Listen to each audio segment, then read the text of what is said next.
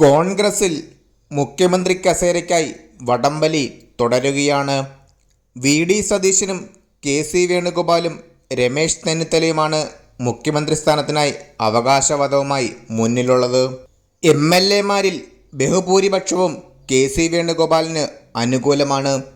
രണ്ടാമത് രമേശ് ചെന്നിത്തലയ്ക്കാണ് പിന്തുണ കൂടുതലുള്ളത്. വി ഡി സതീശന് എം എൽ എമാരിൽ പിന്തുണ വളരെ കുറവാണ്. എന്നാൽ ഘടകകക്ഷികൾ വി ഡി സതീശനോടൊപ്പമാണ്. പൊതുവികാരം മാനിക്കണമെന്നാണ് മുസ്ലിം ലീഗിൻ്റെ അഭിപ്രായം. കേരളത്തിലെ ബഹുഭൂരിപക്ഷം പ്രവർത്തകരും ജനങ്ങളും വി ഡി സതീശനൊപ്പമാണ്. വി ഡി സതീശന് വേണ്ടി പ്രവർത്തകർ തെരുവിലിറങ്ങി പ്രതിഷേധിക്കുന്ന കാഴ്ചയും കാണുന്നുണ്ട്.